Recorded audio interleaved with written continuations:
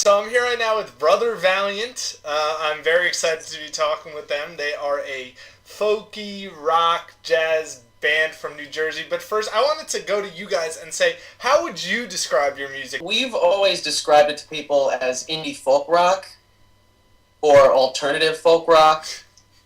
We figure we leave it up to the professionals to categorize us. I mean, there's so many genres nowadays, too. You got, like, the freak folk, the psychedelic folk.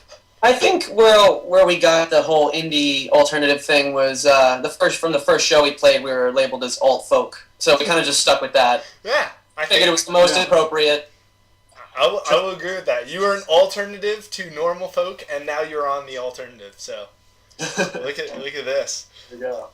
But I will say, how did this band come together? I mean, you guys have an electric banjo, you have trombone, like acoustic bass, right? Trumpet.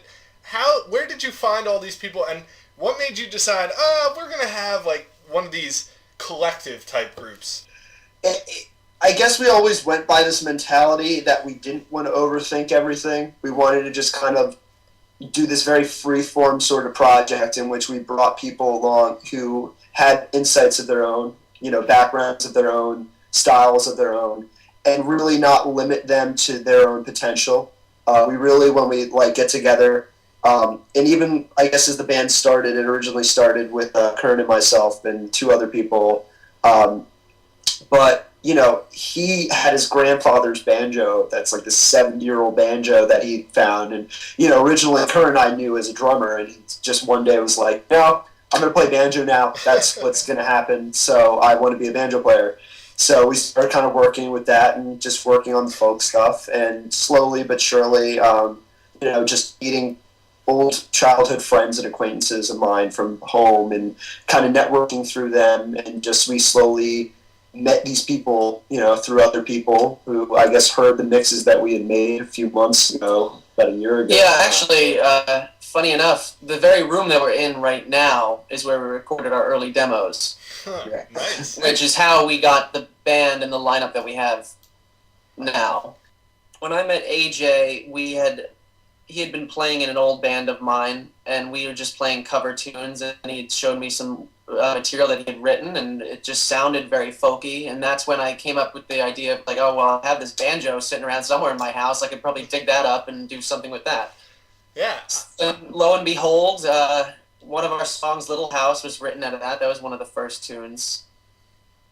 And I think it's also important to mention that I've only been playing banjo for as long as this project's been going, so I'm still learning the technique and everything. Yeah, I'm going to say, seeing you guys live, the banjo brings a unique sound, and especially on the recordings too. When it goes into a little banjo part, you're like, what? I've never heard this before. This is a new thing. It's a unique feel, so I really do like it a lot, and you can kind of hear it. It comes through the guitars a little bit. It's got that plucking sound.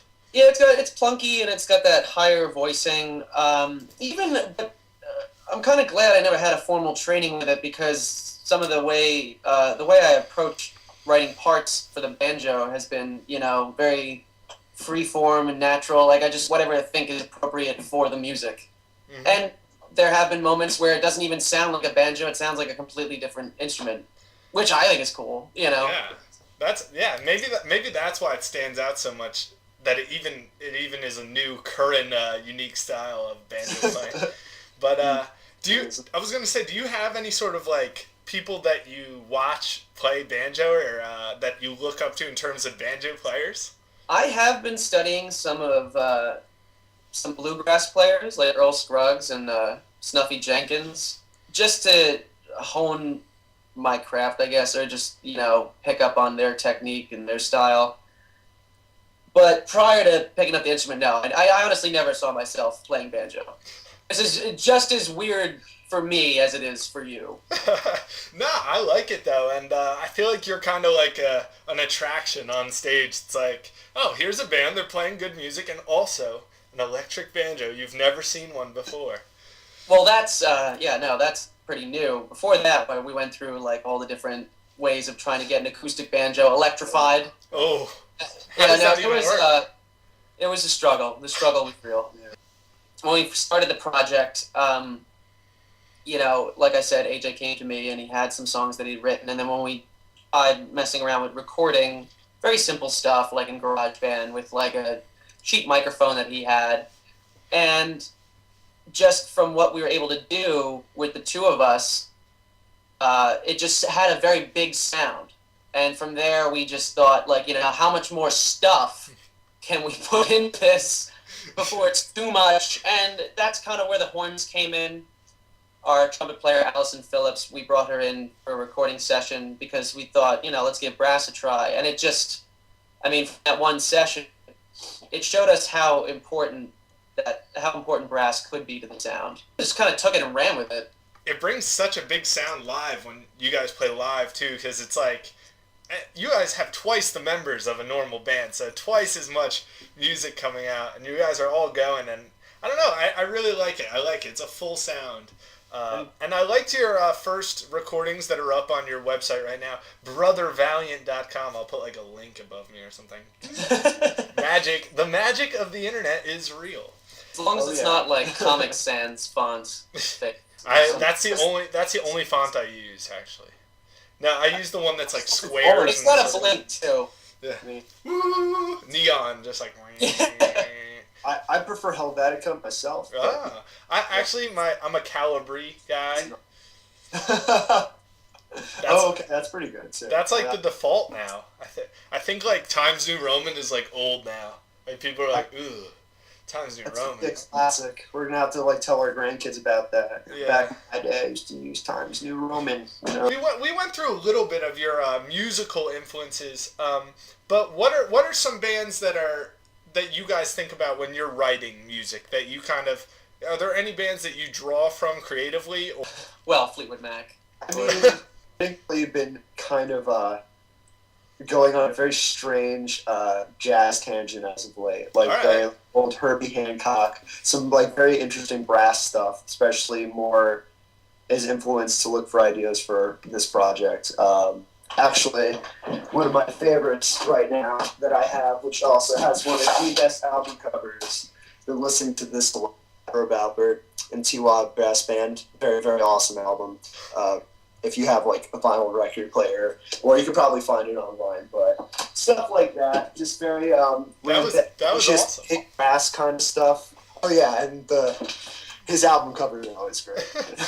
So whipped cream covered women, can't really go wrong. I feel like influences don't necessarily have to connotate a band that you like.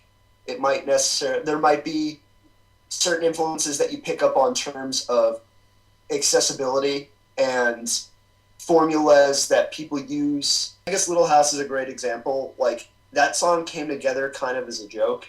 It's kind of almost satirical to like the whole like of Monsters and Men and the Lumineers, because I never even heard of these bands until Curran had shown me videos of them one day, and I just looked at them. I'm like, these are like 2-chord songs, and it's got like 8 million views, like, and all they do is kind of just go, hey, most of the songs just claps and hays. So it's like we could write something like that. So literally that day, like, we wrote Little House. So like, it's interesting how like things like that, what I might not necessarily say is music I listen to on a frequent basis, might be the cornerstone of like the actual sound itself. There's certainly things about other musicians and artists and certain aspects from them that we certainly pick up on, but I wouldn't say anything as directly impactful than the bands.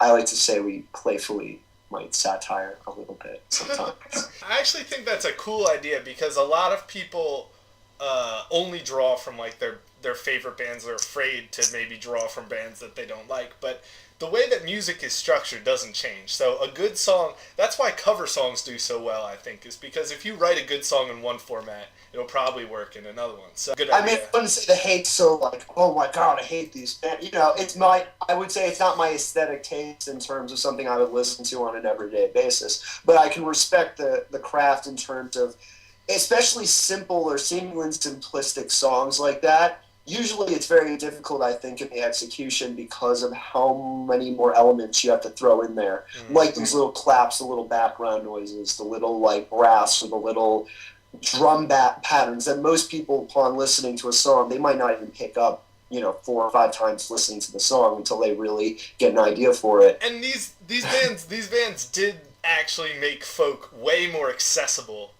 Yeah, I mean, so it's really gotten poppier. Yeah, folk has come back into the forefront again after so many years. I mean, it always kind of waxes and wanes, I think, over the decades, but especially with bands like Mumford & Sons and Lumineers. Like, I mean, the fact that you can hear a Mumford & Sons on Z100 to me is mind-blowing. Yeah. It's like, but because bands like that are in the spotlight, that brings other folk bands like your own, it brings you guys up as well, because more people say, oh, I kind of like Mumford & Sons. Then they listen to something else and they're like, oh, now I'm a diehard folk fan. I don't know what those guys, I don't know what that looks like. I would assume like very like chill.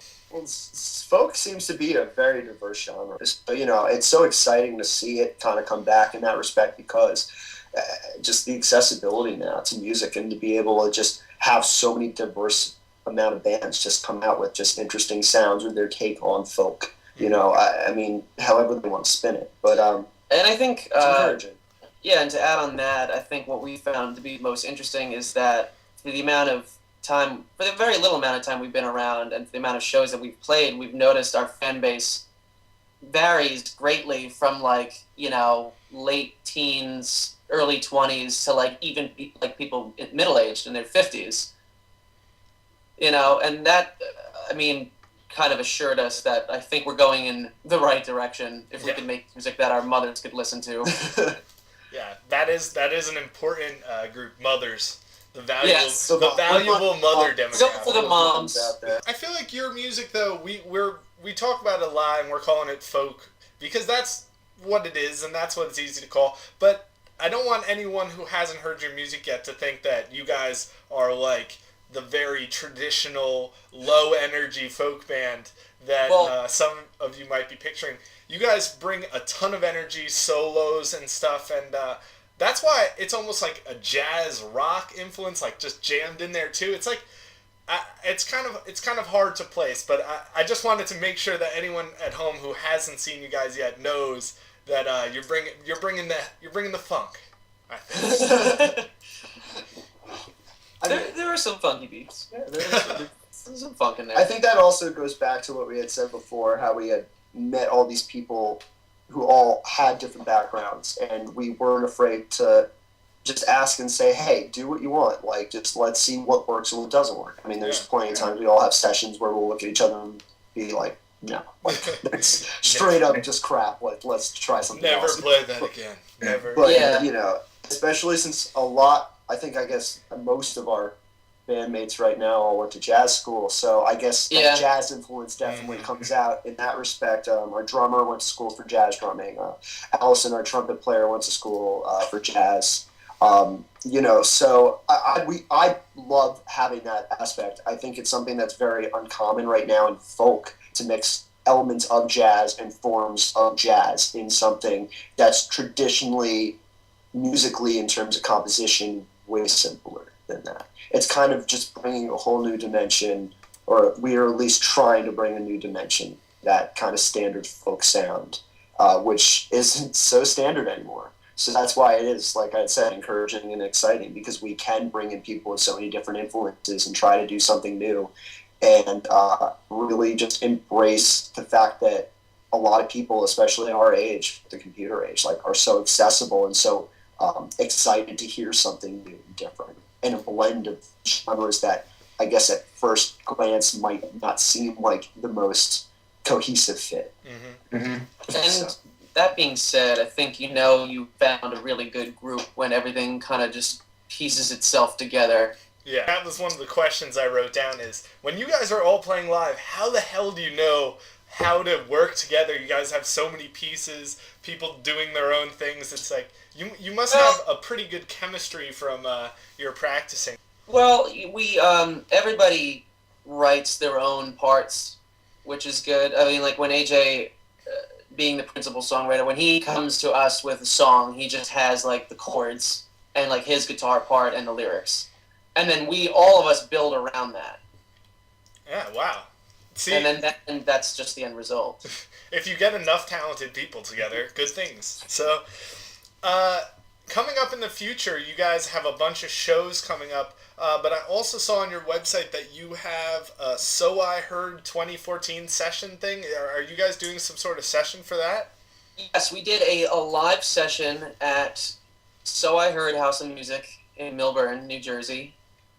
We actually recorded our EP there, our debut EP, and we did a what they were calling a basement session, where they had a bunch of bands come in and do like live performance in the studio. We did that. What was that, last month? Yeah. Last month, and video should be coming out any day now. Oh, We're just that's waiting. awesome. Yeah, I'm pretty excited for that. I like saw the video and I was like, "What is this? Like a teaser? Like, what's happening here?" They've been teasing all of us about it, but we're very excited. They're a great group of guys to work with. Their studio's fantastic. They just opened up, and they're just so passionate about the craft. So it was really just a pleasure to do it, and we're really excited to release that. Hopefully this weekend. We're going to put it. So it might even come out today. I don't know. I haven't been online all day today. It could be out right now. It wasn't out when I just clicked on it, so. All right. It's not out yet, but very soon. So everyone make sure to check that out, and I'm going to put a link to it somewhere, probably like right above my head, when it does come out. Ta-da! Neon. Anyway, so any other plans for the future coming up? Do you have any? Are you guys? When I heard you play, you had a ton of music, so I'm sure you have some songs that you'd like to get recorded eventually. But any sure plans coming together? I think the next steps, aside from gigging around the New York area and even outside the New York area, is to get back in the studio and record a single. I think what we want to do is invest all our time and energy and money, into one solid recording. Awesome. Can we expect a Brother Valiant music video, or is that? Well, if we can get the single, then I would expect the music video to follow. With the single for the summer. So yeah. Very Summer, cool. Big things. The big things this summer. All right, that's awesome. Okay, so I think this interview's over, but I had a great time talking to you guys, and I'm going to edit this into a awesome little interview. And everyone should check your music out on brothervaliant.com, which is a pretty sweet website, and it also has all your upcoming shows and dates and locations, so that's pretty sweet. And anything else you guys want to say before you go? Thanks. Awesome, Henderson. Thank you. No problem, dude. Thank you very much. So much.